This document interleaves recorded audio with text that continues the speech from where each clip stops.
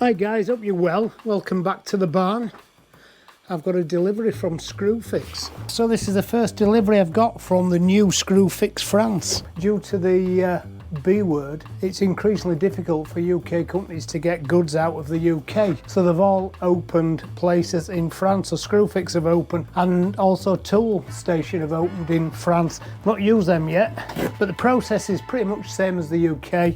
Order €50 worth, £50 worth, and it's free delivery. I ordered this on Saturday and it came Monday afternoon. It's nothing major. I've ordered screws to replenish my stocks because I was running short. And what is interesting, I ordered these.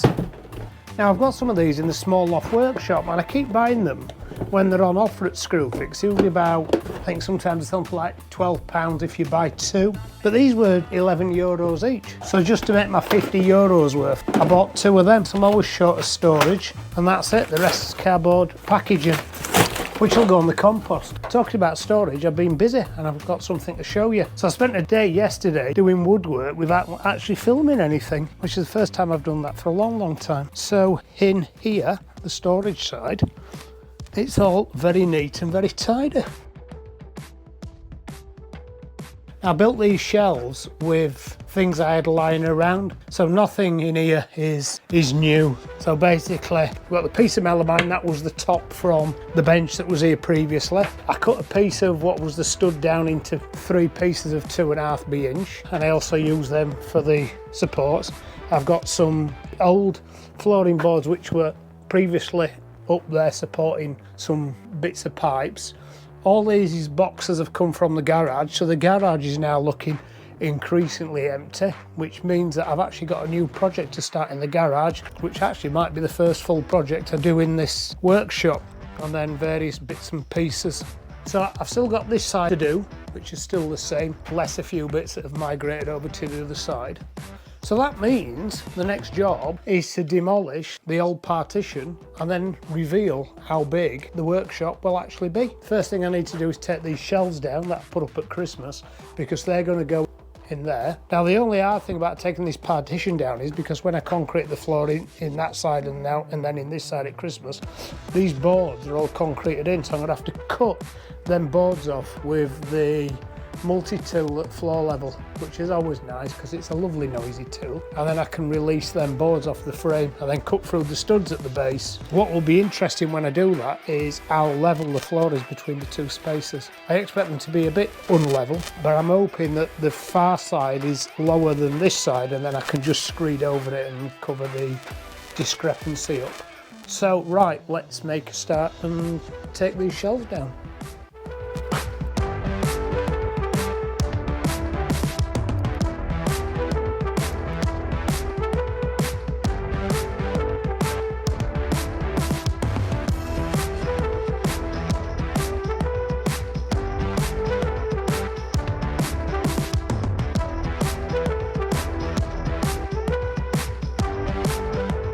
The other improvement as well is I've got rid of the unit that was stood there with all the plant pots on.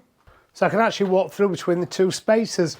This shelf will go eventually as well. There'll be a jamb stood here at the other side and then the door in here. So just now, the old space is usable without actually running outside and through one door and back through the other. So that's good news. Right, let's get this partition down.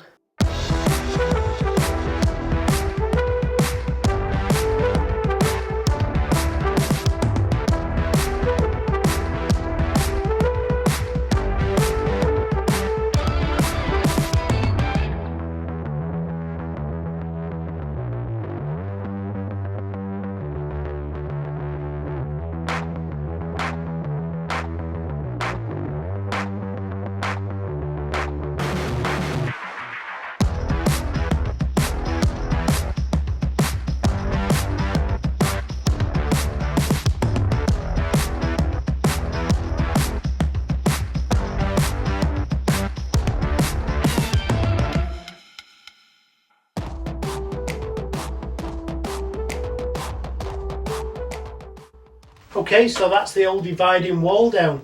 So now the workshop is at its final size. There's a lot more to do, of course, but now we can start planning what this workshop is going to be. So we'll get the bench pushed back here and see what the space looks like with the bench at either side. Not decided yet what the final layout of the workshop will be. In fact, there might not even be a final layout because, like the small loft workshop, I'll probably put most things, maybe not quite everything, but most things on casters so I can move it around. Do like the idea of a good old sturdy workbench that's sat down hard on the ground so you can hammer and chisel and you've not got that vibrating effect. I know you can buy these casters that flip up and down and sort of lift the bench up and down, so maybe that's an option in the future as well. All the timber that I cut out of here has been de-nailed and it's outside now on my timber storage. All of that timber will eventually be reused. We've still got the gaps to close up around the periphery like this where we've got light coming in. Eventually all that will be done, but I think the next two jobs I want to do, and I'm not quite sure which order to do them in yet, are to replace the doors and also to finish this tool wall off. This will be the feature wall, I think. I think when I'm filming in here, the camera will probably be stood exactly where you're stood now. Hello. Look who's here. Oh, it's Stripey. There goes Stripey. Yeah, so the bits I haven't finished. Took me ages to chisel and drill this timber out of there. And then this bit of screen I laid has been in here for 48 hours, so I'm comfortable that the bench can roll back over it now. I've got a little bit more to do here, and I didn't do that because I've used absolutely every cutter I have for my multi-tool. I'm not quite sure yet how I'm going to finish it. Some of the timber I took out of here probably is going to go back in this wall in terms of patricing. Probably going to insulate it. I've got some actually insulation that I could do this wall in now, which was left over from the garage. What I do fancy is a double eye around the periphery of the workshop, sort of timber at the bottom so I can fix things to it if I need to do benches, tables, and then maybe plasterboard above, or I've got an idea on something else yet, just not actually quite costed it to know if it's affordable. So I had a discussion the other day after the last video about the price of OSB. Why didn't I OSB this? It's just an absolute fortune. At the moment at my local shop, 15mm OSB 8x4 sheet, or a very similar size of metric equivalent over here, is €85, so 75, 80 pounds, and a sheet of 18mm exterior grade plywood, €106. So what, 90, 95 pounds a sheet. It's just far too expensive, so I think I've come up with an alternative. You'll have to wait for a further video for that. So let's move this bench back into its final place for now, and then we'll see how big this workshop is.